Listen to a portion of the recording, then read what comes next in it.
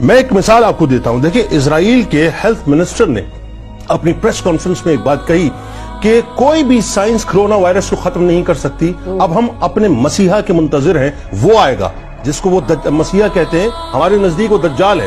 اور اس وقت آپ کو پتا ہے کہ پوری جو یہودیت کی جو مرکزی لابی ہے وہ دیوار گریا کے آگے کھڑی ہوئی ہے, اور ان کا ماننا یہ ہے کہ اب ان کے مسیحا کا خروج ہونے والا ہے, یعنی دجال کا خروج ہونے والا ہے, اور وہ آنے والا ہے, اور وہ آ کر اس ساری وبا کو ختم کرے گا, اور دنیا میں جو ہے وہ جو کنگڈم آف ڈیوڈ ہے اس کو قائم کرے گا. اب وہ اس طرف بڑھ رہے ہیں. یعنی جو ہیلتھ منسٹر ہے وہ یہ بتا رہا ہے بنیادی طور پہ کہ ہم اب اپنے مسیحا کو پکار رہے ہیں.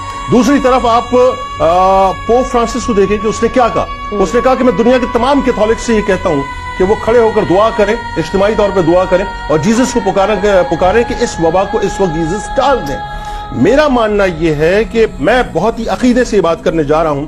مجھے تکلیف ہے, میرا دل کوڑتا ہے کہ میں نے دیکھا کہ میرا کعبۃ اللہ بند ہو گیا, میں نے دیکھا کہ مسجد نبوی بند ہو گئی. دیکھیے یہ جو وبا ہے نا, میں دعوے کے ساتھ یہ جملہ ادا کر رہا ہوں کہ تمام تر احتیاطی تدابیر کے بعد یہ وبا اس وقت ٹلے گی جب ہمارا رخ گنبد خضرا کی طرف ہوگا. یاد رکھیے گا کہ آنے والی مسلمانوں پر تمام افتاد, تاریخ گواہ ہے, کبھی بھی مسجد نبوی کو بند کرنے سے نہیں بلکہ مسجد نبوی کے گنبد کے روشن دان کو کھولنے سے حل ہوئی ہے. آج معاملہ یہ ہے کہ میں یہ جملہ ادا کرنا چاہتا ہوں اس وقت اس چینل پہ بیٹھ کے کہ دیکھیے صاحب, آپ سائنسز کی طرف رخ کیجئے. کیا کریں گے آپ رخ کرنے کے بعد؟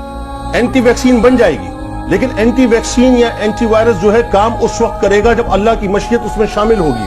جب پوپ فرانسس کا عقیدہ یہ ہے کہ جیزس ہماری مدد کریں گے, جب یہودیوں کا عقیدہ یہ ہے کہ ہمارا مسیح آئے گا, تو ہمارا ایمان اس بات پر کیوں نہیں ہے کہ گنبد خضرا کے مکین جو ہیں ہماری داد رسی کریں گے اور اس وبا کو ٹالنے کے لیے اللہ کی بارگاہ میں ہمارے لیے استغاثہ پیش کریں گے. ہونا یہ چاہیے اس وقت کہ میں یہ چاہتا ہوں کہ صاحب ہو سکتا ہے میری بات پہنچے کہ دنیا کے جتنے بھی مسلم سربراہان ہیں, کم و بیش 57 ممالک ہیں. دیکھیے صاحب, ایک فیصلہ کر لیجئے.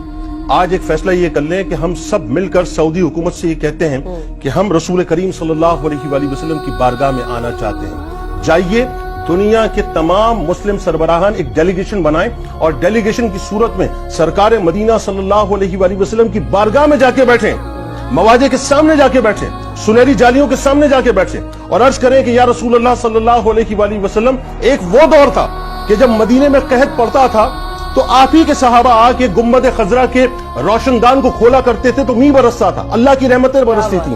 آپ اللہ کے محبوب ہیں, آپ اللہ کے پیارے ہیں, یہ کائنات آپ کے لیے بنائی گئی ہے. ہم نے اپنے گناہوں کے بوجھ کو اپنے کاندھوں پر لاد کے آج یہ فیصلہ کر لیا کہ آپ کی بارگاہ میں آ جائیں. ہم آ گئے آپ کی بارگاہ میں, اپنے ہتھیاروں کو سرنڈر کر دیا, اپنی سائنس کو سرنڈر کر دیا, اپنی ٹیکنالوجی کو سرنڈر کر دیا, اپنی طاقتوں کو سرنڈر کر دیا, اپنی پگڑیوں کو آپ کی بارگاہ میں رکھ دیا, اپنی حکومتوں کو بارگاہ میں رکھ دیا.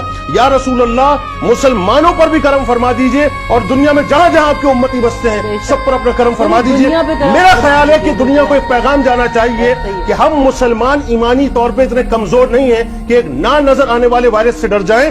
ہمارا عقیدہ کل بھی گنبد خضرا تھا, ہمارا عقیدہ کل بھی خانہ کعبہ تھا, ہمارا عقیدہ آج بھی اللہ ہے, ہمارا عقیدہ آج بھی رسول کریم صلی اللہ علیہ وآلہ وسلم کی ذات اقدس.